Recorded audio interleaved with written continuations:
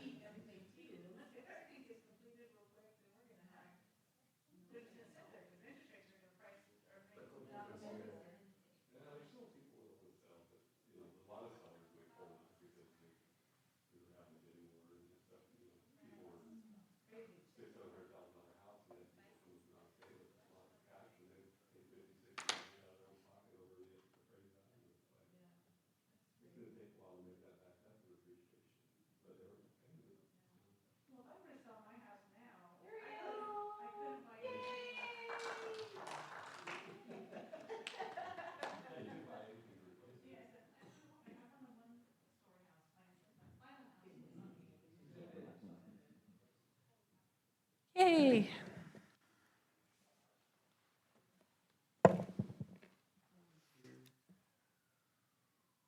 Hey, Ron.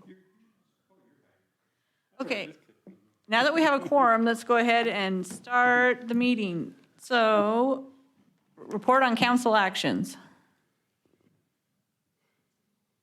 we have Randy online? You, He couldn't make it. Oh. There we go. Maybe. Randy couldn't make it today, so I'm going to report on the council actions. On May 16th was the last city council meeting. They confirmed the appointment of Dale Reynolds to the Nampa City Council, seat number 4. They denied the request for reconsideration of a development agreement modification for Greenbrier Estates. So if you remember that one, John Esposito's project, they denied that reconsideration request. They approved the annexation and zoning to IL for the 29 North Happy Valley Road.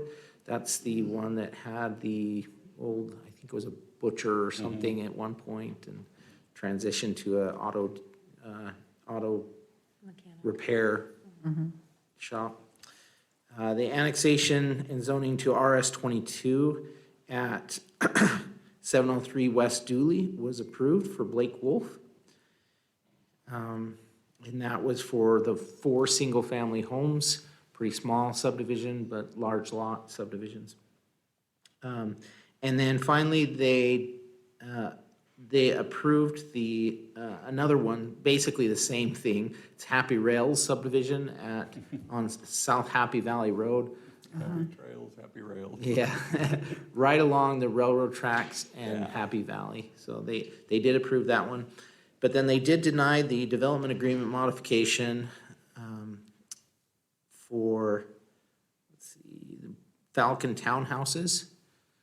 So this was the one off of Lake Lowell, and just north of Carriage Hill, and south of Peggy's subdivision there. And so they did deny that, and there wasn't, essentially it came down to it being too dense.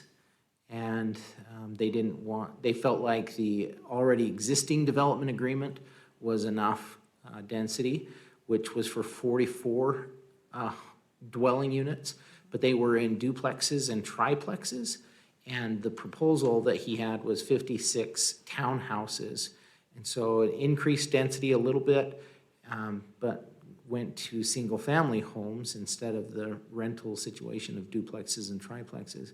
But the neighbors were not happy with it, and the city council agreed that it was too dense.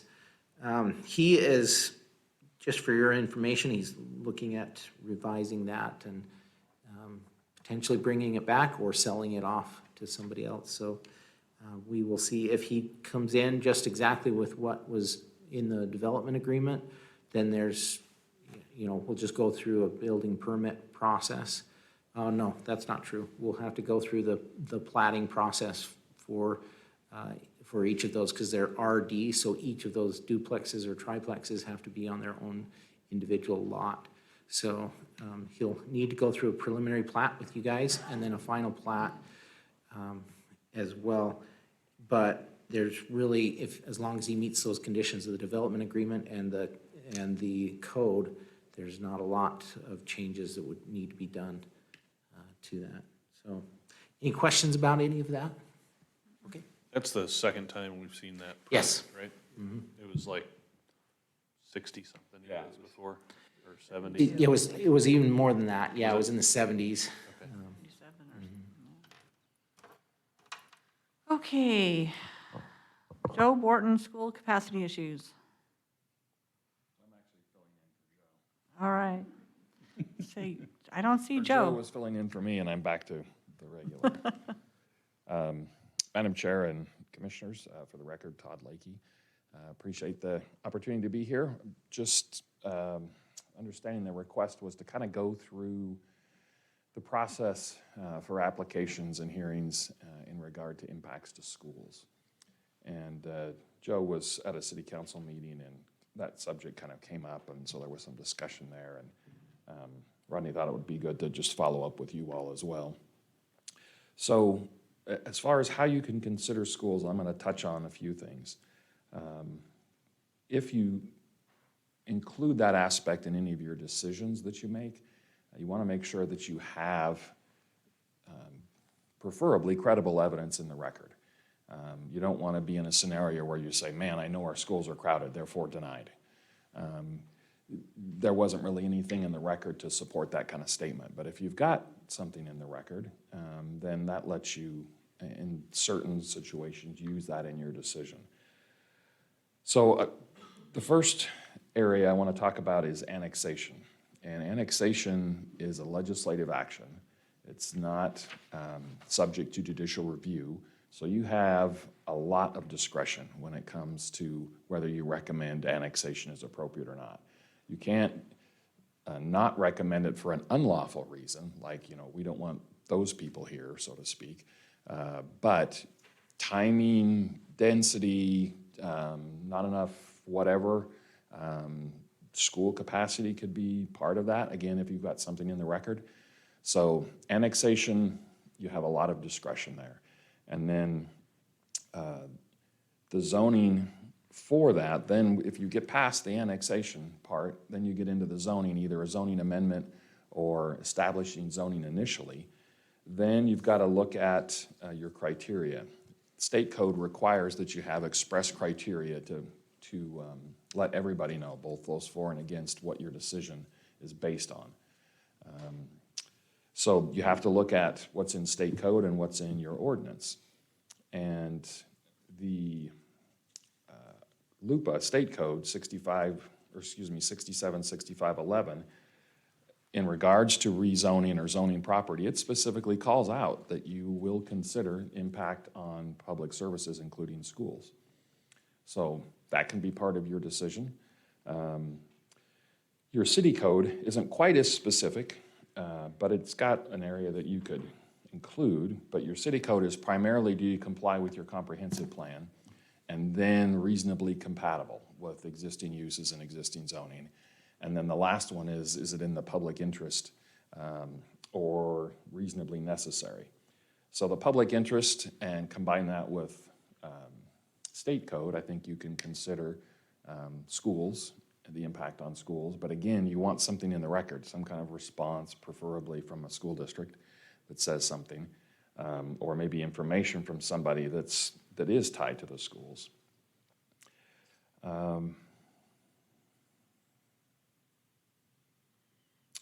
One thing to also keep in mind is, I think in the case we were talking about, is it was a rezone. So they've got existing zoning, which means they have an approval, they have some entitlements to do certain things. Is what they're asking for, if you're looking at school information, is it more dense or less impactful or more impactful than what they have currently? And evaluate that in part of your decision. Your comprehensive plan is part of your criteria in your zoning ordinance, but if you look at your school and transportation section in your comprehensive plan, it's mostly data and information about the school districts and trends and growth and those kind of things.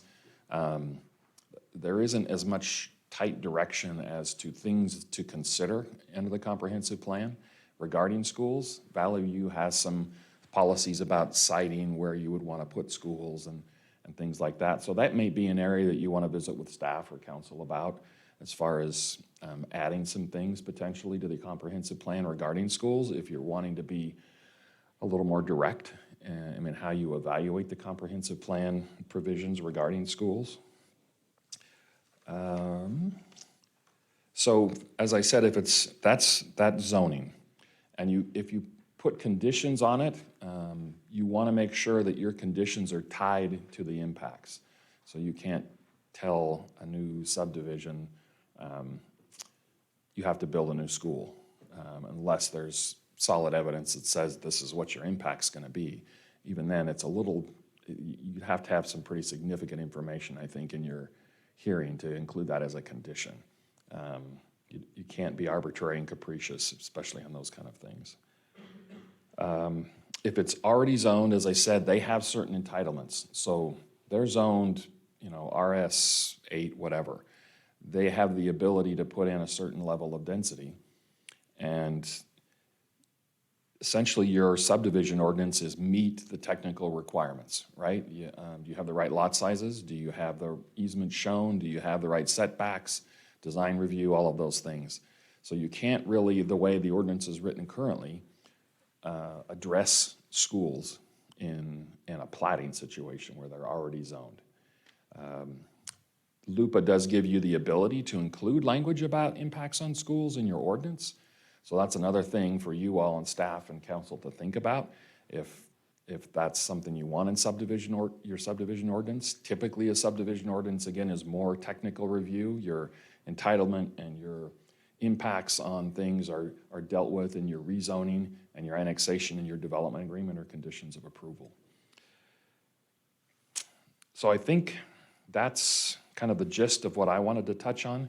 The main thing being part of our discussion with council was they were looking at schools as a factor, but there really wasn't any information in the hearing about schools. It was more, well, I know schools are crowded, and therefore you can't do that. You have to have something in the record.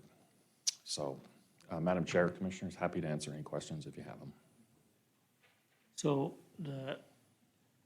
when we get a response from Valley View School District that says we have concerns about capacity, is that sufficient information in the record, or do we need more than that? Madam Chair and Commissioner Morgan, it would certainly be better to have some details if they can talk about, what do you mean, concerns for capacity? Maybe if they could provide some numbers as to what their capacity is. And then I know staff does some analysis right now regarding police and fire impacts and that kind of thing. I don't know, do we have the capacity to do that for schools, Rodney? We do it to some extent, and they actually do provide a little more detail in their comments than just concerns about capacity. But it's been challenging because they're submitting it in all kinds of applications. They're not doing it at annexation and zoning as much as they are plats. Right. And so that's been a challenge. So that's probably some help communication with them to say, when we really kind of especially need you to comment is at zoning where certain entitlements are established. And granted, you don't know what it's gonna look like until you have a plat exactly, but they'll have an idea of potential density there. And that gives you an opportunity to perhaps say, okay, we're gonna approve R8, but only X size lots, or, you know, whatever you need as a condition, or what they may be proposing, or that helps staff provide them guidance as well. Madam Chair, and Todd, one of the things that we've seen recently is concerns about moving a school from one sporting level to another. And that, I'm just not sure how staff handles that to the commission and how we guide them or direct them. But that has been a significant concern from the school district, and they'll oppose a project based on those concerns. Wow. So I would say that one is a little tough to fit into a zoning context. We don't want to have to play 5A instead of 4A at Nampa, for example. I have a tough time fitting that under a zoning criteria in a decision. I understand they're concerned, but I don't think that's really a fact that you can base your decision on. Any other questions? Okay, thank you. Good to see you.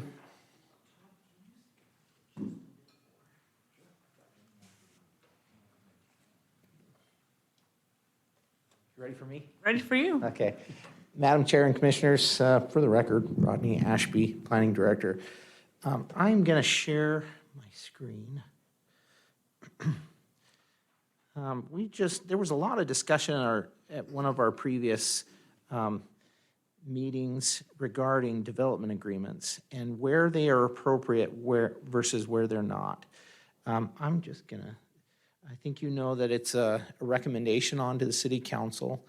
But development agreements, as has been mentioned by our attorney, primarily center on when we have a request for annexation or rezone. I guess I asked Todd to stick around for just a second because I think the second one is correct, but I just wanted to make sure. The city may enter into a development agreement at other times with the consent of the other party. Is that correct? Madam Chair and Commissioners and Rodney, there's case law out there that says you can consent to almost anything. What you have to make sure is that it's voluntary.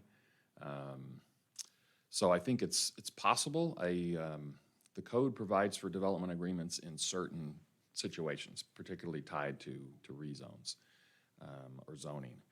So I would be real careful about using it in other places.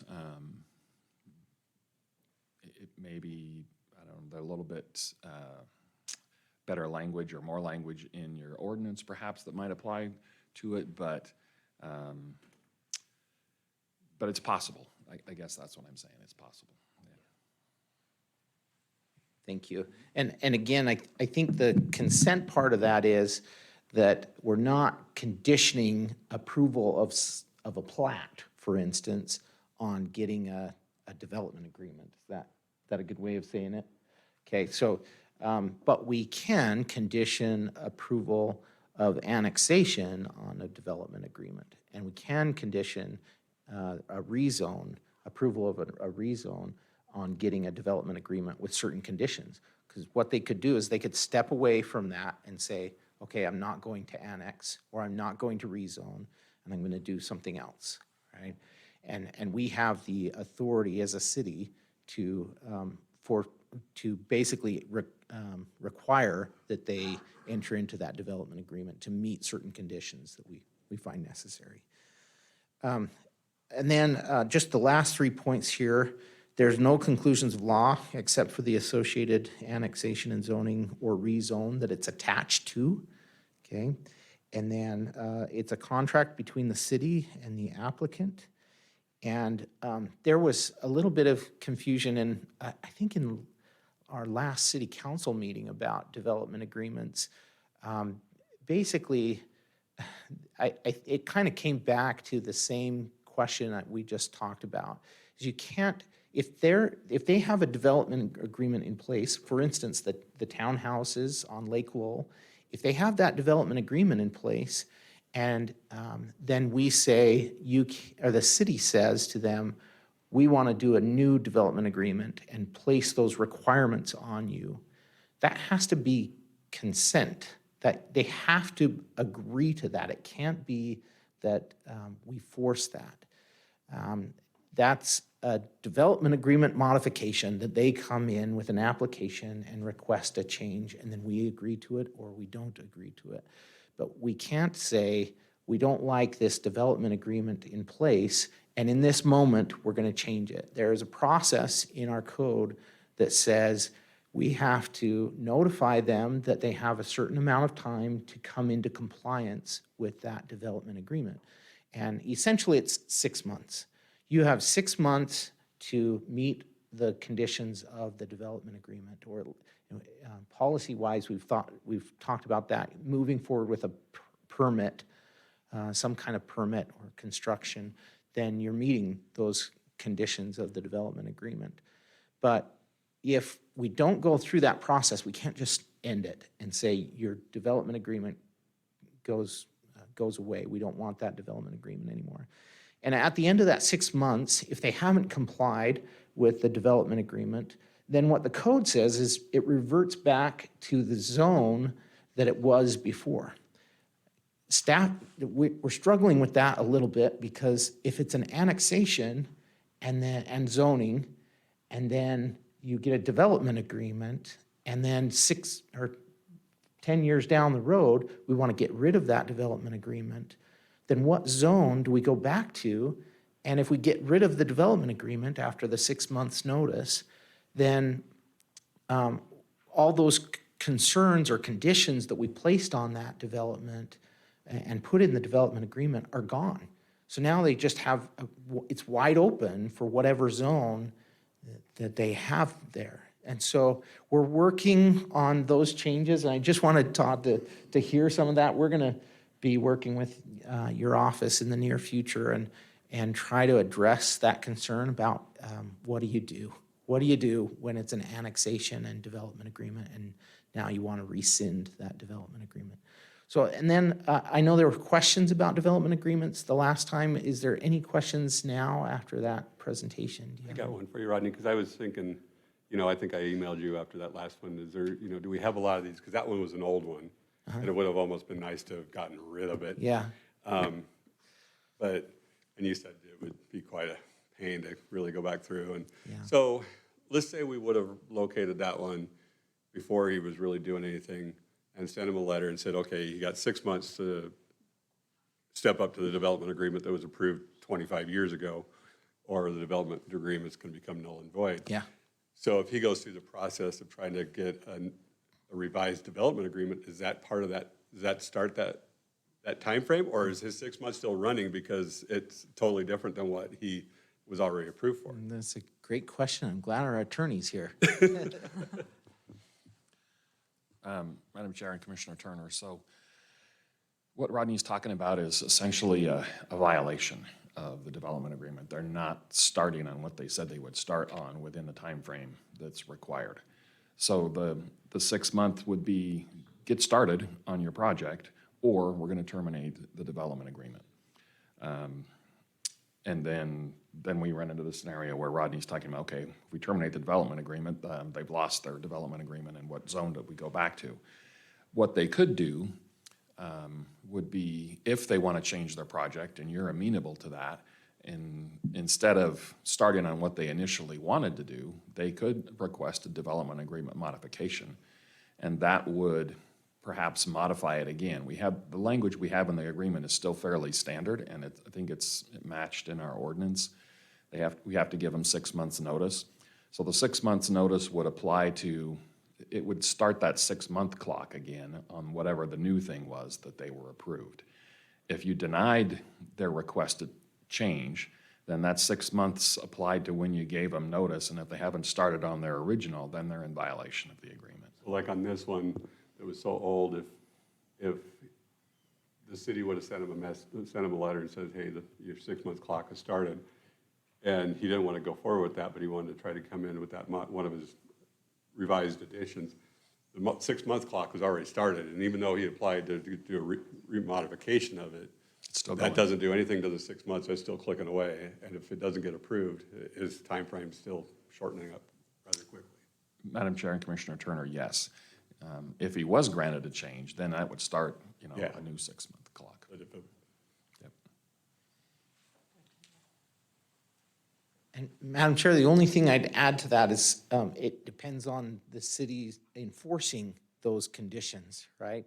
And so if we go through that process and we see that they're working through it and the city council and the mayor say, let's give them a little time, it just comes down to us enforcing that and rescinding it. And that's a process in and of itself. It's an action taken by the city council. So if we found that we were okay waiting a little bit, we could not move forward with that rescinding public hearing and then not move forward. But if they were still not in compliance and we felt like they're not making enough effort, then yeah, we go forward with that process. Okay, Okay. thanks. Okay, the consent agenda. Does anybody have anything they want removed for further discussion? I would entertain a motion. moved. Second. Okay, moved and seconded to approve the consent agenda. All those in favor? Aye. Any opposed? Okay. And we're at 7:05, so we're going to go straight into public hearing. Oh, Got one at the very oh, bottom. one that's not, that's not in the consent agenda? Okay. Action item number 1, then. For Do we have Rodney. to open this up for public? It's a business item. Madam Chair, this is a business item. We've had discussions about this before. The commission had directed staff to rewrite our code so that you could decide as a commission by vote when you would like to start the public hearings for a regular Planning and Zoning Commission meeting. So the code was adopted and the ordinance read at the last city council meeting. So you have the ability now to have a motion and then a second, and then take a vote on what time you would like public hearings to start. Okay, so do we have any discussion as to what time you guys are all comfortable with? 6 o'clock is what, for public hearing to start? Does that give people enough time to get here? Good. 7. Whatever. I'm not gonna be the only guy. So, Madam Chair, you still have to have the first part, so the meeting would technically start at 5:30, 5:30. Okay, and then the public hearings would start at 6. so 5:30 for business items and 6 o'clock for public hearing. Could this be something we just do when we know we're gonna have a longer meeting started earlier, or do you want to do this regularly? We have to do it, I think, we'd have to change it multiple times. We'd have to put a motion in to change the meeting time and. And the business items, they don't necessarily have to, you don't have to necessarily choose a time exactly. You need to choose the time for public hearings, but if you want those business items to occur beforehand, then we adjust it, the starting time of this meeting based on How the many? amount of business items we have. Right. The other option is you do it at the very end, but that could be challenging too, so. So we talked about it before. Was 7 PM too late to start? Yeah, they're trying to move it to 6. Oh, Who is? We were. We're missing a whole bunch of people that were in on this too. They should have been here tonight. At city council meetings. City council did start that, at- I don't want to do that, I want to stay at 7. They moved theirs away. So their public hearings start at 6:30. So we'll be different. We'll go at 6. There's no way I can get here from Meridian by 5:30, unless I leave at 4:30. Pay my tickets. No. Just because I work in Meridian, I live in Nampa. I guess I could work from home on Tuesdays. I might get fired, though. Second and fourth Tuesday. Two Tuesdays. Business meeting. Wait a minute. Just have a business meeting at 4 on those. It's 6, I mean, 6:30 would be, I'll do whatever you guys want to do. It's fine. I'll be here. We Must gotta be in have trouble. At least a quorum here to start. I'll have a piece of my rear end missing on every second and fourth meeting for getting yelled at for being We had late. quite a discussion Leaving about it, early. and I thought we kind of, the majority was kind of leaning towards 6. Yeah, that's- But I could be wrong. Was I here during that discussion? I don't think I was here, but, don't know. so maybe I'll just shut up and you guys can. That was my impression too, that we had already discussed all this and 6 o'clock was the time that we, I'm old though, so Yeah. I could be wrong. It was 6. it was 6, yeah. I think I was worried about it then, but I was more of the minority then than I am now, so maybe. Well, if somebody knows they have a public hearing coming up, they can, they have plenty of time to adjust their schedule to be here to present their item. I'm more worried about the rest of the public than the applicant, I guess, but if they have comments. They can also call in. They can also be online. Yeah. Yeah, just, And they can write letters and be on the record. Okay. There's a lot of ways to be involved and not have to physically be here. so. Madam Chair, I'll make the motion to start future planning and zoning commission meetings regular time at 6 PM on June 14th, starting June 14th. I'll second that. Okay, it's been moved and seconded to change the public hearing for meetings to 6 PM, starting with the June 14th meeting. And business items will be discussed at a predetermined time. All those in favor? Anybody second my motion? Oh, thanks. Aye. We got one vote? No, we all voted. Okay, I I didn't, voted late. okay. Did you Let's vote? hope this isn't a Okay. sign of how the evening's gonna go. So nay? Nay. Okay. So we got Not that it matters. 3 ayes and 1 nay.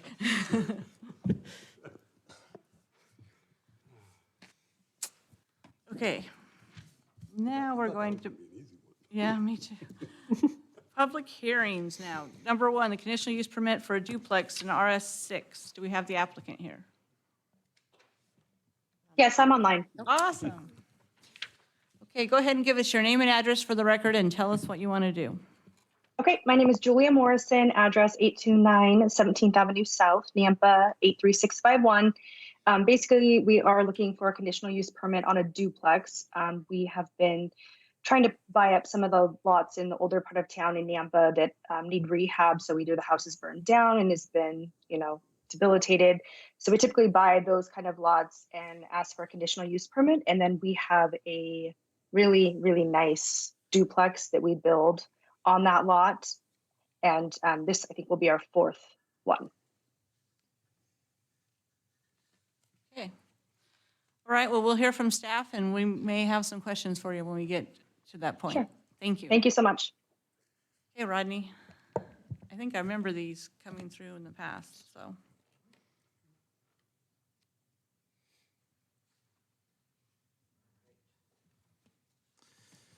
Madam Chair and Commissioners, Rodney Ashby, Planning and Zoning Director. This request is for a conditional use permit for a duplex in an RS6 zoning district at 0 Shoshone Avenue, as shown on the screen there. Staff finds that the proposed duplexes appear to comply with the non-subjective conclusions of law. Based on this finding, staff recommends approval. The commission must find that all the following conclusions of law apply to the project in order to approve the conditional use permit. The first one is relatively the most subjective one of these. Essentially, you have to find that it's compatible and will not adversely affect the livability or appropriate development of abutting properties in the surrounding neighborhood. The surrounding neighborhood has multiple duplexes in it, as well as multiple family in the near proximity to this location. That the location, the second one there, the location, design, and site planning of the project will provide a convenient and functional living, working, shopping, or civic environment. This is, again, just consistent with what's around it. They're mostly single-family homes, but there are duplexes and triplexes and then multifamily in the neighborhood. And then finally, that the project will enhance the successful operation of the surrounding area in its community, basic community functions, or will provide an essential service to the community. Again, staff just finds that our comprehensive plan calls for diversity and density in housing styles, and so this would comply with that comprehensive plan. So the comprehensive plan designation on the property is medium-density residential. That's the map you see there, a lot of orange. Our zoning map shows this as RS6, again, a lot of yellow. A little closer view there of the property. And then utilities are available to the property at this time. Here's a site plan that they gave us for the property and how the building will fall on the lot right there, and then an elevation of that home that they're proposing, the duplex.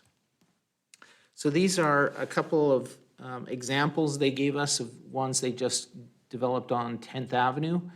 And in this situation, it's one, I should say it's only one duplex here. One is fronting 10th Avenue and the other one is fronting the alleyway. So it's just kind of a mirror image of it on the back side. So the one on the left is the alleyway. And essentially it's very similar. What they would, it appeared to me like they're basically combining those two, so that you just have a mirror image from side to side instead of Front to back. front to back, yeah. The schedule of uses in chapter 3 just say that it needs a CUP, and that's why we're here. And then you have to find that all those conclusions of law apply. Standard comments from building and engineering. Police department did point out that they would need 0.01 additional officers and 0.01 support staff, and that they have a police department about 1 mile away. Again, appears to be multiple duplexes and greater density in the area. And this is, the duplex is the only non-single family residential type of land use. It's the least impactful to the single family of all of the non-single family uses. And so it's meant to be that transition and to get a little bit of density within an area that's primarily single family. Again, medium density residential in our comp plan calls for different types of units, residential units, including duplexes. Comprehensive plan supports it. The Central Elementary is 1.35 miles away, not within walking distance, and then West Middle School and Nampa High School are 1 mile away, almost exactly, and they are within walking distance. The walking distance is 1 mile. It's just not as the crow flies, but walking, how you would have to route yourself through that street, and it's within walking distance there. Not much else to say here. Here's the conditions of approval. These were in your packet. And if you have any questions about that, I'm happy to answer those. And then here's a potential motion for your consideration. Thank you. All right, do we have the sign-up sheet for the first item? Daniel's not here for me to boss around. I know, I told him we'd take it easy on him this first meeting, so we're not going to pick on him. Nobody on there? Okay, thank you. Okay. Anybody present would like to speak for, against, or undecided on this proposal? Anyone have any questions for the applicant or staff? Make a motion to close public hearing? Second? Okay, it's been moved and seconded to close public hearing. All those in favor? Aye. Any opposed? Okay, public hearing is closed. I think it's a nice looking building, and it wouldn't detract from the neighborhood. Agreed. What's going on with that little triangle lot there? That's probably a vacated road, I'm guessing, back in the day. Yeah. That's what it looks like. That one strip that comes down looks like it was vacated somewhere back in the day and shared between the property owners. Cornhole pit. Cornhole pit. Very long cornhole. Madam Chair, I'll move to approve the conditional use permit for a duplex in the RS6 zoning district at 0 Shoshone Avenue for Joshua Morrison. All conditions Second. of staff. Okay, it's been moved and seconded to approve the conditional use permit. All those in favor? Aye. Any opposed? Okay, I have a thing to read to the applicant here. This CUP will become effective 15 calendar days from the date of this hearing unless an appeal has been filed with the Planning and Zoning Department with the appropriate fee. No action should be taken on the CUP until the appeal period has concluded. The applicant must confirm with Planning and Zoning staff that there have been no appeals. Okay. Thank you. Thank you. Okay, action item number 2, annexation and zoning to RMH. We have the applicant here, or are they online? or-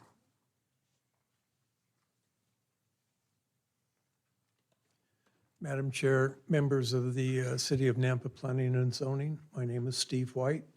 My address would be P.O. Box 3035, Nampa, 83653. And I'm bringing before you tonight a annexation and zoning for 12 fourplexes on the corner of Happy Valley Road and Orchard. And you can see there on the map, it's a great area for anybody in a multifamily type residence to have access to shopping, grocery stores, hospital, McDonald's, that's important. And Amazon is very close by also. Okay, Any questions for me yet? not yet. Okay. We'll hear from Christie and see what she has to say.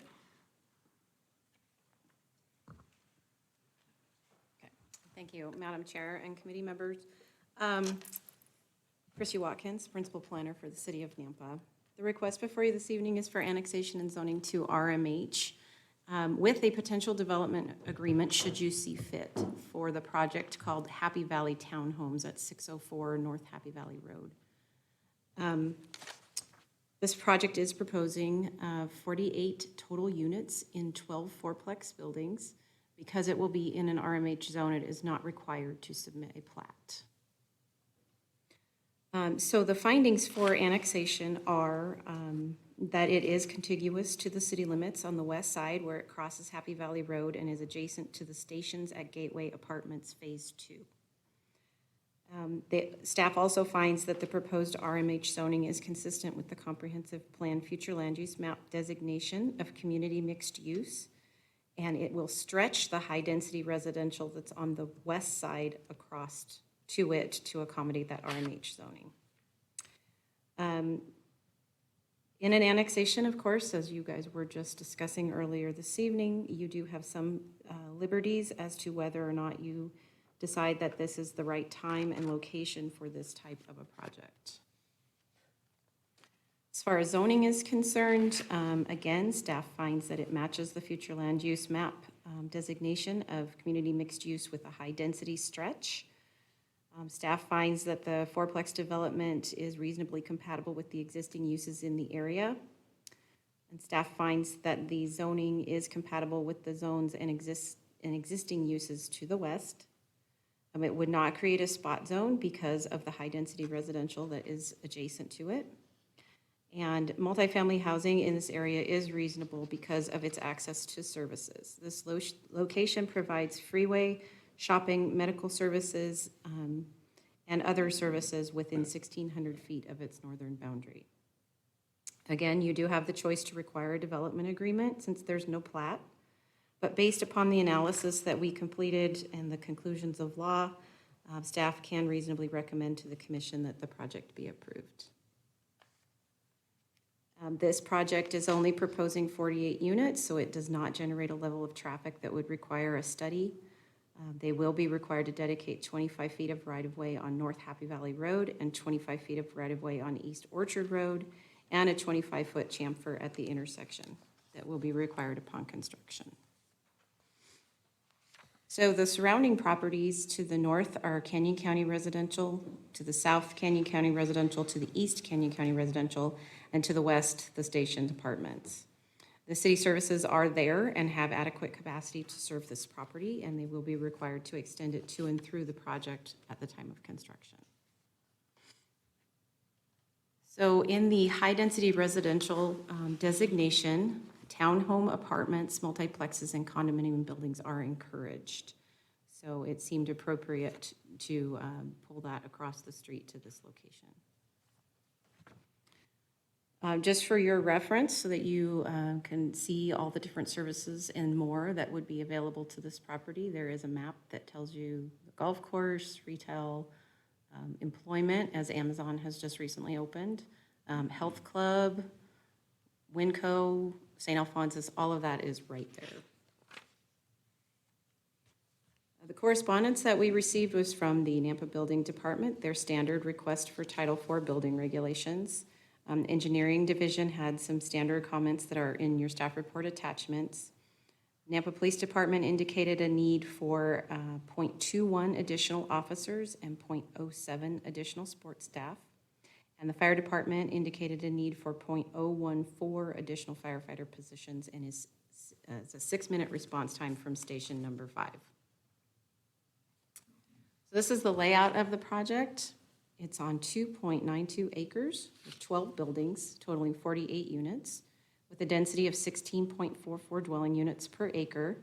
The RMH allowable net density range is 12.45 to 29.82, so it hits on the lower side of that. This multifamily project would require 5% open space according to Chapter 34 of our zoning ordinance. This project proposes 8% open space and will include a basketball hoop, tot lot, dog park, gazebo, bocce ball court, and a micro path. It requires 96 parking spaces. It has provided 100 parking spaces plus 3 ADA spaces with an average count of 2.14 spaces per dwelling unit. The fiscal impact on this particular project, we were making some guesses. We were told that the market value at build-out could be somewhere around $13.2 million. So if that is true and the units are 800 square feet or greater, then they would show to be a benefit to the city. The conditions of approval are listed in your staff report. And this is your potential motion. I will stand for any questions. Any questions for Christy? Okay, let's go to public hearing. Do we have I got the sign up sheet. I'm not used to it being here faster than I'm ready for it. Okay, we have Steve on here, just 4, which we've already, that's great. We love that you're for your proposal. David Ferdinand, you'd like to come and speak.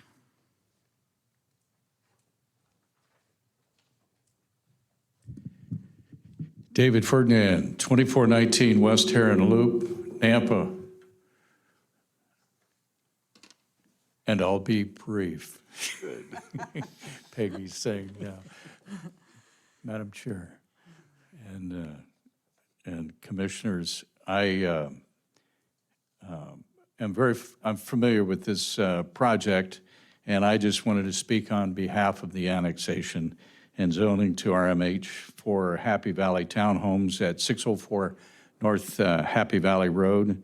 And I agree with Nampa Planning and Zoning and staff that it does meet the need of multiple family residential housing and the surrounding area, and ask for your recommendation to approve this request. And I'll stand for any questions. I think we're good. That's good. That's fast, all right. Okay, anybody else here to speak for this proposal? Okay, I have one person against, Jim Stewart. But you do not wish to speak, but we have you on the record as against. Is there anybody else here that would like to speak against or undecided? Okay. Any questions for the applicant or close public hearing? We're a quiet bunch today. Make a motion to close the public hearing? Second? Okay, it's been moved and seconded to close public hearing. All those in favor? Aye. Any opposed? Okay, public hearing is closed. Project, I like the idea of keeping it close to the freeway, all the services, multifamily right there on Happy Valley. It's a great location for all that. It seems to be working really good. I mean, we want to keep it close to the freeway, keep them from having to drive through town, so we can't get much closer than this and the Gateway Apartments and the rest of them going in there. So I think it's another nice project for that part of town. They're not super dense. I mean, it's a nice transitional housing, workforce housing for the surrounding businesses, the hospital. I like it. I like the open space. Seems pretty compatible, very compatible. I agree. Any other comments? Madam Chair, I'll move to recommend the approval of the annexation and zoning to RMH zoning district and development agreement for the Happy Valley Townhomes to include 48 dwelling units and 12 fourplex buildings at 604 North Happy Valley Road for Steve White, representing Happy Valley Townhomes LLC with all conditions in the staff report. Second. Okay, it's been moved and seconded to approve the annexation and zoning. All those in favor? Aye. Any opposed? Okay, that's going on to council. All right. Then we have annexation and zoning to light industrial. Do we have the applicant? Yes. Give him a name tag. He's been here I lately. know.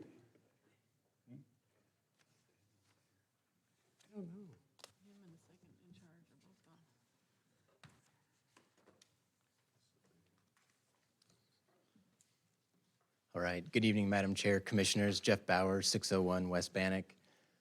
That was way too fast on the first two items, so I'm not ready. So bear with me. It might be a little jolty here. Here tonight on behalf of the applicant, this is a joint venture project between Sawtooth Development Group, who is a Treasure Valley real estate development group, and AT Industrial, who's based out of Washington State. They're a large industrial developer. We have a large group of folks with us from both organizations. Will Gutta with AT Industrial is going to be providing some additional testimony after I do about the need for this type of product in the city of Nampa.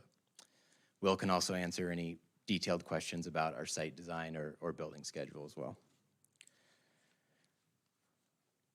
So before you tonight, this is timely. You just got done hearing about annexation and development agreements from Rodney. We're proposing tonight to annex 36 acres of property on the southwest corner of Franklin and McDermott, and we are proposing a development agreement that I'll get into more shortly. This property is currently annexable because it is contiguous to the city limits on the south, and it's also within the city's area of city impact boundary, which extends all the way to McDermott. So this property is anticipated and expected to be annexed into the city of Nampa. And for the reasons we'll get into shortly, we do think this is the right time and the right place for the project. So the purpose of this annexation is to deliver a turnkey spec industrial project that is, as we all know, in high demand in the city to support growing commercial and employment base in Nampa. Again, on the the southwest corner of McDermott and Franklin, the future land use map designates this property as industrial. And we have selected light industrial zoning for the project, which is compatible with the comprehensive plan and the future land use map.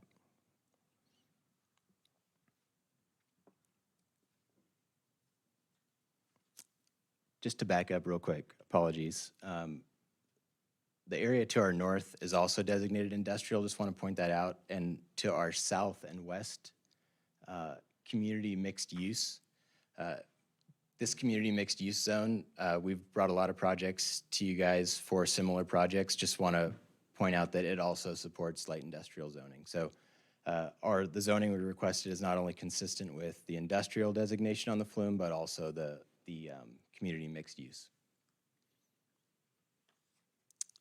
So this is a large component of our project, and I just want to kind of highlight a few things. I'm sure all the commissioners know about the State Highway 16 extension project. We're kind of right at the forefront of that project. So as ITD punches State Highway 16 through to the south to connect to I-84, once that project is complete, our site, the red square there, will be on the southeast hard corner of Franklin and State Highway 16.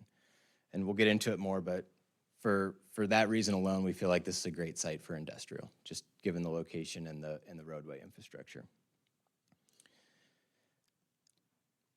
A little update on the project. ITD has put the project out to bid. We understand they've closed bids and are entering into a contract for the project. Work will start July or August of this year, with an expectation to be completed in the summer of 2024.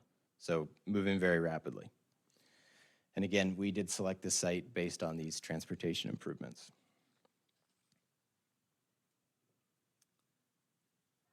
This slide on the right depicts our site plan, which I'll discuss a little bit more momentarily. But it shows the orientation of the buildings with the new State Highway 16. The black arrows coming north on McDermott over to Franklin show the traffic pattern we'll take out of our site onto State Highway 16.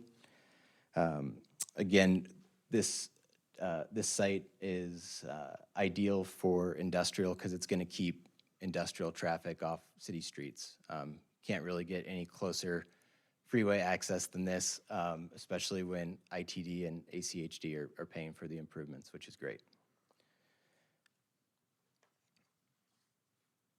ITD does own all of the land to the west of our site, and I'll flip back to my first slide just to illustrate that. Those black arrows, so they've condemned a huge swath of land, and we think that's important just to point out. Our site is set back a pretty good distance from the future improvements. At the north end of the project, where our boundary is about 90 feet from that lane, and as you move south, it gets a little closer, about 60 feet. So a pretty big setback. Another reason this site's great for industrial, and we've been working with the city to get clarity on this, but the city council a few months back approved the extension of utilities down Franklin to our frontage. So funded and planned to construct sewer, water, and pressurized irrigation all the way down Franklin to our frontage to support projects in that sector of the city. One of the things, of course, you're tasked to look at on a rezone and annexation is compatibility. This slide's designed to illustrate we are compatible with our surroundings. As I mentioned, we're zoned industrial, or we're designated industrial. The land in the city to our north is also designated industrial. And there's a lot of light industrial that's been successful in this corridor already. You got Amazon and the Fuller 84 project to the west.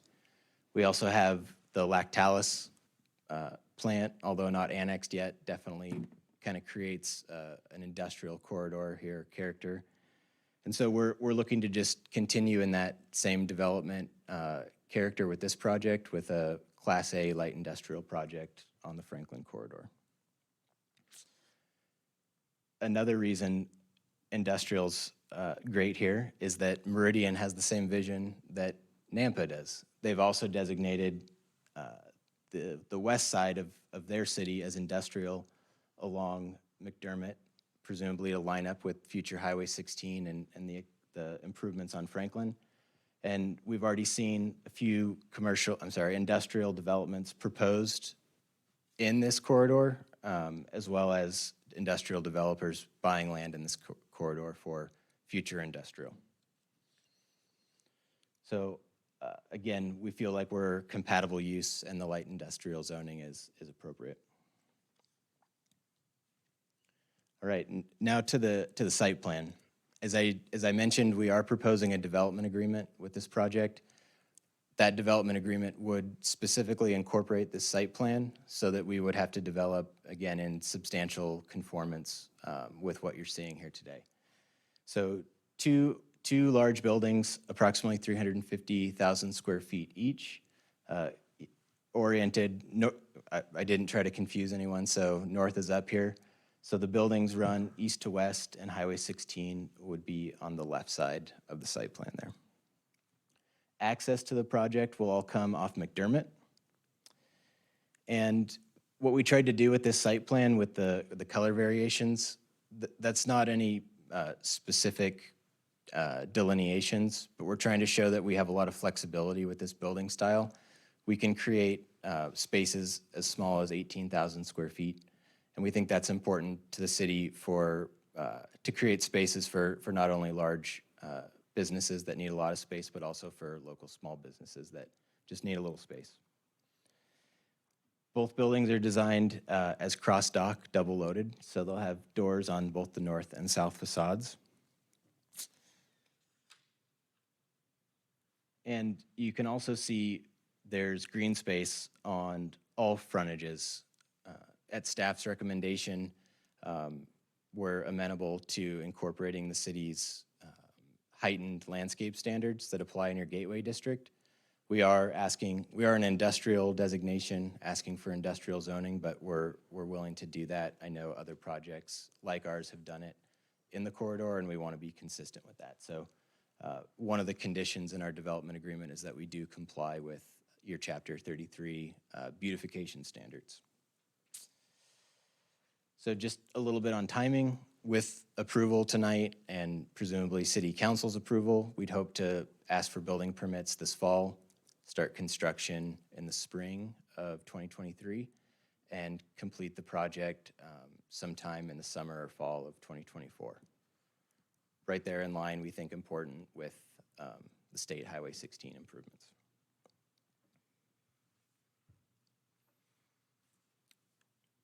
Couple quick elevations. Again, so this would be our north elevation. So flipping back to the site plan, it would be the elevation fronting on Franklin to the north.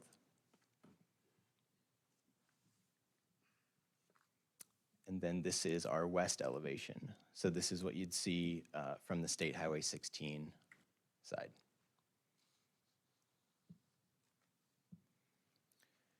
This slide's just to illustrate the two elevations I just showed you. In the staff report, Parker did recommend an alternative that the applicant submit a development agreement with specific facade designs and material mixes. We think that's a great idea here, and we're supportive of that. So again, our development agreement does propose specific facade treatments to the north facade of Building A and the west facades of Building A and Building B. These are those facades, not, again, the north elevation on top, west elevation on the bottom, and then our material mixes in the right there. We crafted this mix of materials looking at the city's design guidelines, the idea being to use a variety of materials, roofline variation, and facade change elements.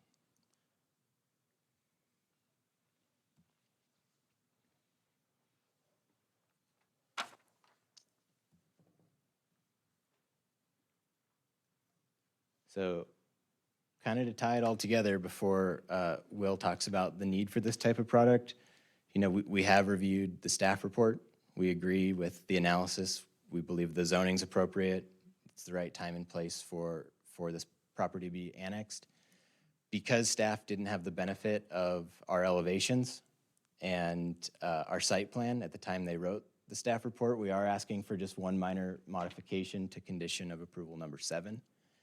And that would be to delete subjecting the project to design review and instead just requiring a development agreement that imposes the landscape standards, the site plan, and the facade elements we've shown you tonight.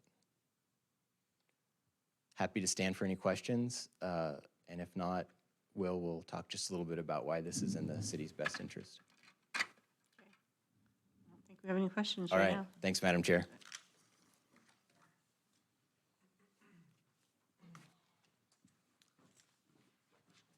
My name is Will Gooda. I live at 2619 North 28th Street in Boise, Idaho. Madam Chair, Commissioners, thanks for the time. I recognize that I'm giving some market data to a commissioner who might know more about this than I do. So Commissioner Van Acker, feel free to jump in if I miss anything or. I'm ready to learn. As Jeff said, I work for Sawtooth Development. We're an Idaho-based developer. We're very invested in the Treasure Valley, as is AT Industrial, and the goal is to build a nice project and hold it forever. So we do really value partnering with communities to build nice projects and to fill a need. And I do honestly feel that this is in the best interest of the city due to the high need for industrial in the Treasure Valley. And I stole a couple graphs from TOK's latest market report to just help illustrate that need that I'm sure you already know. But the first graph here just shows the vacancy of industrial in the Treasure Valley is the top line, and in Nampa is the lower line. So you can see Treasure Valley is about 1% vacancy for industrial, and Nampa is about 0.3% vacancy. And in the TOK's report actually breaks that down a little bit further to the Idaho Center area of Nampa, and that's at 0% because that's a lot of the Class A product in Nampa, and that's at 0% vacancy right now. So if you'll go to the next slide. Contrasting that with the demand for industrial, you can see back in 2012, and this is net absorption each year, that the Treasure Valley was absorbing about 500,000 square feet of industrial space per year. And I'm going to skip over 2020 because Amazon was a huge anomaly that year, but 2021, there was about 2 million square feet in net absorption. And already for 2022, we're at 938,000 square feet. So on track for a really strong year of absorption into industrial. So when you contrast that with that there's no industrial available at the moment, but there's strong demand that is growing rapidly. And I think if you just hit a couple once more. There you go. Sorry, one's back. The increased demand is driven by a real consumer change to e-commerce. Buying things online. For every square foot of retail space that closes, you need 3 square feet of industrial space. So on all of that goes through the industrial channel, and I don't see that changing. The other big thing that's happened is the COVID-19 pandemic has totally disrupted the supply chain. A lot of businesses have ran off of just-in-time deliveries, and now everyone has seen the potential flaw in that, and they want to build a giant warehouse to hold all of the material so that they don't have the excessive pricing or long wait for products that they need. So both of those things are really driving just an increased demand for industrial. I think next slide. I did just want to show you a couple example projects that we've done. We've done 3 projects in Caldwell, Idaho, and that's the current one that's under construction. And we've done a few in Spokane, and there's an image there, and that's the McFarland 1 project, just to give you a flavor of the concrete tilt buildings that we try to produce. I think that is everything I wanted to cover, so if you have any questions for me. Okay, thank you. Thank you.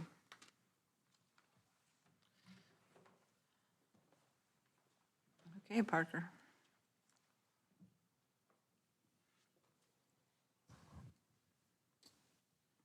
Thank you, Madam Chair and Commissioners. The action requested tonight is the annexation and zoning. It's a recommendation of approval or denial for annexation and zoning to IL. I'm Parker Bodley, Planning and Zoning. The surrounding zoning to the north is in the county, south is GB1 zoned. And to the east is Meridian Impact Area. To the west will be the future State Highway 16. There's currently no utilities in the area, but those will be extended through the development as it develops. Staff recommendation, as far as annexation, staff finds that the property will be contiguous on the south property. The IL zone is consistent with the comprehensive plan, future land use map designation. The future land use map may see some changes. It would be subject to change as a result of the ongoing State Highway 16 corridor study, however. As far as the conclusion of law regarding annexation, you would need to find it be reasonably necessary to assure the orderly development of the city in order to allow efficient and economically viable provision of tax supported. So this is basically saying that it gives you the significant liberty to determine whether this is the right time and right location for the annexation of this parcel. The city is currently, as I stated before, in the process of the corridor study to identify appropriate land uses along the future State Highway 16 corridor, which includes the subject parcel. And that study is anticipated to be finalized by the end of this year. In regards to zoning, staff finds that the proposed IL zone is consistent with the future land use map. Designation of industrial in the area. Staff finds that the proposed use of warehouse is currently permitted in the IL zone. Staff finds that the IL zoning district would be adjacent to parcel currently zoned GB1. This is similar to at the corner of Star and Franklin, where you've got a similar product going in across the street from Amazon. Those are both zoned IL and GB1, respectively. The staff finds that the proposed IL zoning would not create a spot zone. And staff finds that the proposed annexation and uses are consistent with the comprehensive plan's goals for encouraging important land uses that assist the city to diversify economically. The development agreement, staff recommends that the project enter a development agreement that states the project is required to follow. There's a couple of choices here. Either follow the Chapter 434 design requirements that are in place at the time of building permit, or as the applicant had stated, include the elevations in the development agreement, which the developer would be need to be in substantial conformity with. It's based on the future State Highway 16 in anticipation of the results of that study. Based on the analysis, staff finds that the project appears to meet all the current requirements that are in place. So here is the current study area for Corridor 16. As you can see, it expands quite a space there. This is where that parcel is located, the highlighted piece there on the south end of that corridor study area. The applicable regulations covered those. The warehousing isn't a permitted use in the, it is a permitted use in the IL zone. The IL's district is intended to create, preserve, and enhance areas containing a wide range of manufacturing and related establishments. Also to point out, it's typically appropriate for areas providing a wide variety of sites with good rail and highway access, as the applicant had pointed out. These are the elevations and the material breakdown and colors that would be included in the development agreement, should you go that route, that the developer would need to be in substantial conformity with, as well as the site plan there. Correspondence, typical building comments. The irrigation district had a comment about easement for a Jones lateral. Engineering comments, nothing really substantial to point out. The staff analysis further, everything has really been mentioned here.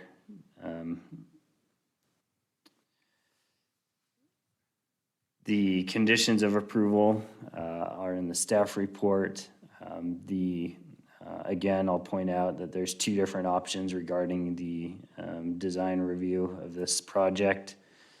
One being that they follow Chapter 34 design review requirements that are in place at time of building permit. And I say we put that in there in that specific way because the corridor study, we're in the formulation of design review standards for industrial. They're not expected to take place until later this year. So if the building permit doesn't happen until later this year, then they would fall into the industrial design review that are in place at that time. The other option, as the applicant had covered, the developer would enter a development agreement containing the facade standards and conceptual site plan that was shown, and they would need to be in substantial conformance with that.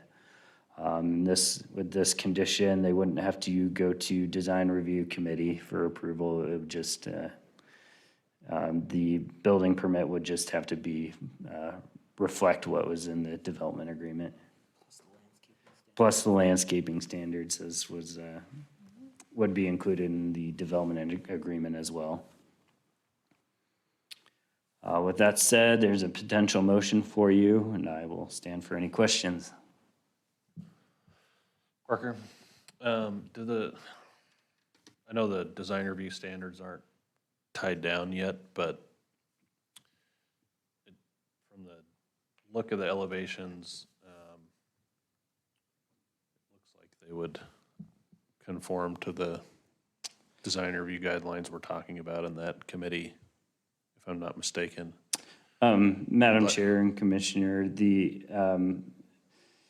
if they submit a building permit before our industrial standards go in place, they would follow our current design review standards, and there's been multiple examples of buildings that have been submitted, not including the top one. That's Shannon 42 that was approved recently. That was under different standards, but the one below, that's the full R84 project across from Amazon. That was under our current design review.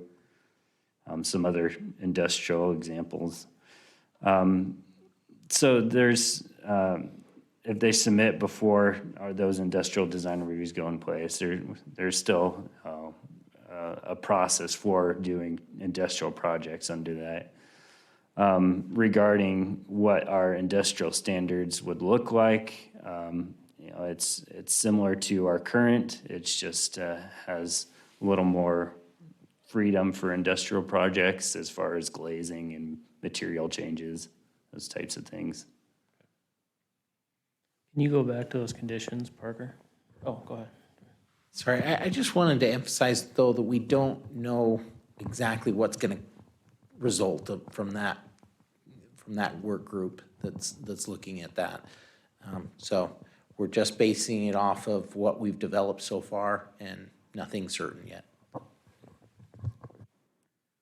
So on this number 7, are we gonna leave that or in there so the developer can choose, or do we need to pick one of those? Madam Chair and Commissioner, that would be for you to recommend to city council, either one. Okay. Any other questions for Parker? Do we have a sign-up sheet, Rodney? I saw you go back. Yeah, nobody signed up. Is there anybody here that would like to testify for, against, or undecided on this proposal? Okay.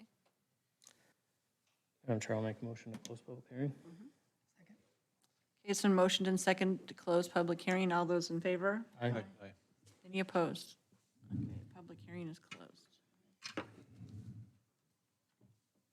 Well, it was tough, but they convinced us that that's a good spot for industrial.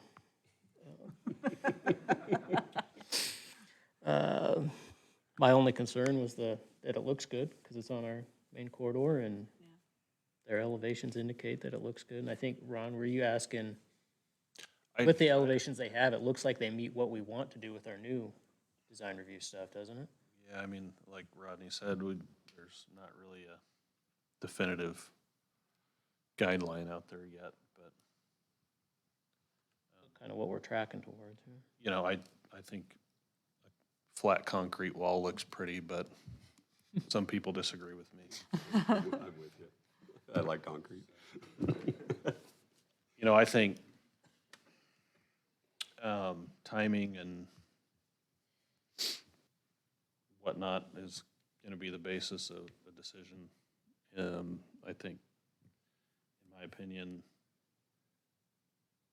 cities really short-side themselves when they don't allow for enough ground for industrial. That's why you have it sprawl everywhere. That's how you get traffic through the city rather than being right on the freeway where industrial needs to be. And I know we're looking at a lot of land uses, mix of land uses in the new, what do they call that? The Highway 16 specific area plan, and talking about office and residential and industrial. And I just, you know, with a career, my dad's career in designing industrial parks, it's really hard to mix those uses. And I think Meridian to our east has kind of planted their flag in the 10-mile area with, they want office there. And industrial's pushing west, and I think if that's the direction that the city wants to go, and I think it would be a tremendous value to reserve enough land and kind of team up with, actually communicate with Meridian and make sure we're doing an industrial park if that's the decision that the city wants to go on Highway 16. I think it's a great decision because of all the reasons that the applicant presented tonight.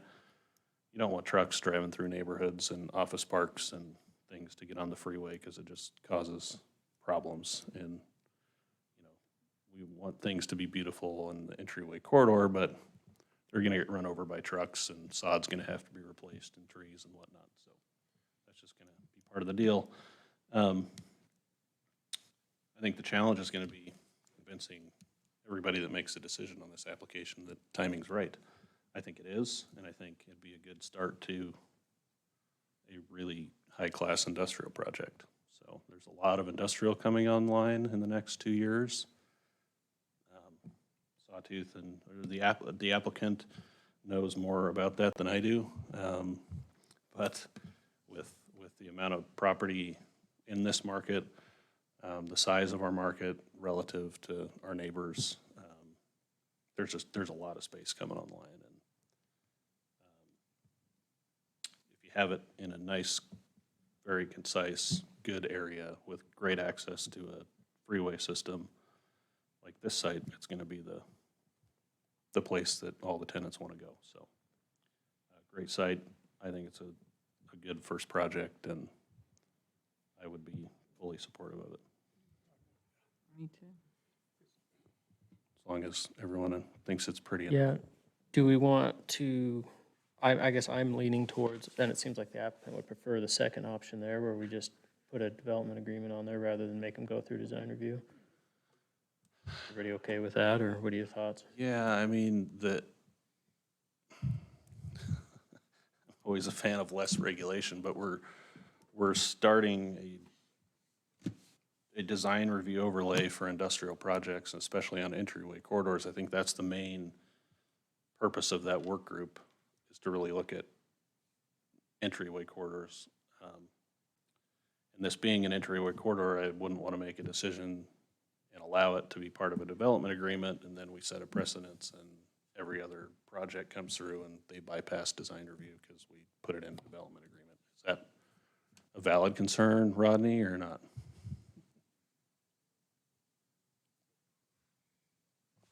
So I just want to make sure I understand your concern there. So you're concerned that if we don't put it in through the development or the design review committee process, that future projects will look to this as an example of what they could do without having to go through the full process. Is that right?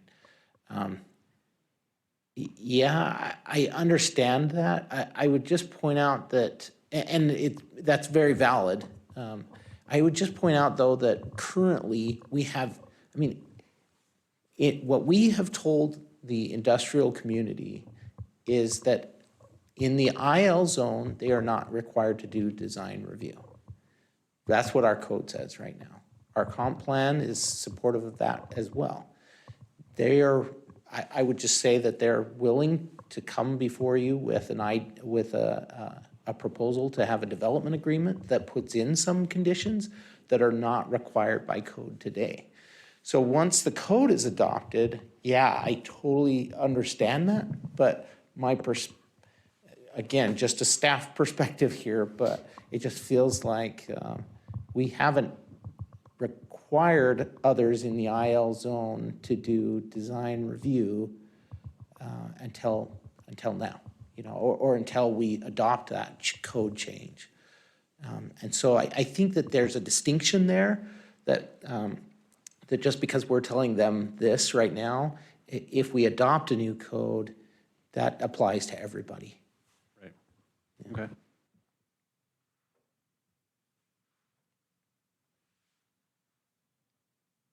That answer your question?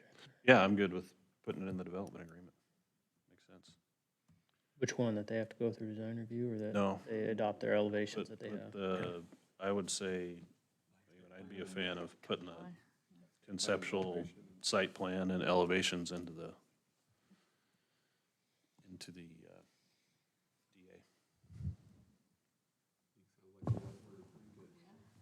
And Madam Chair and Commission, just quickly, there was a proposal by the applicant to have landscaping as well as would be required in the GB zone.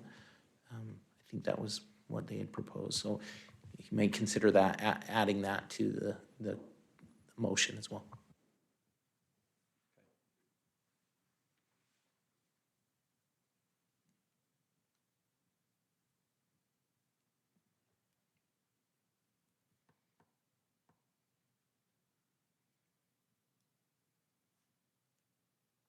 Well, if Ron's not gonna do it, or were you about to? I just cut you off. Go ahead. Did I make a motion tonight? I think I did. Yeah. I'll move to recommend approval of the annexation and zoning to IL, Light Industrial Zoning District at 15861, 15859, and 0 McDermott Road for Will Gooday, right? Gooda, so I'm sorry. Representing AT Satut, so forth, with all conditions listed in the staff report with the development agreement that incorporates the elevations and the site plan and landscaping as shown in the presentation, or GB zone, for the GB zone. Well, only landscaping's for GB zone. right. So the site plan and elevation as shown in the presentation and the landscaping for GB zone. I'll second it. Okay, it's been moved and seconded. All those in favor? Aye. Any opposed? Okay. That goes on to city council too. Okay, so now we need to open up public hearing number 4. Oh, yeah. We have to move some things. So public hearing number 4, planned unit development for Trade Grove subdivision is now open. Madam Chair, I move to continue it to June 14th. Second. Okay, public hearing item number 4 has been, had a motion to move it to June 14th. All those in favor? Aye. Any opposed? Okay, public hearing number 5, annexation and zoning for 76 North Happy Valley Road. They would like to move it to July 26th. Madam Chair, I'll make the motion. We continue action item number 5 to a date certain, July 26, 2022. Okay, it's been moved and seconded to move that to July 26th. All those in favor? Aye. Okay, that's it.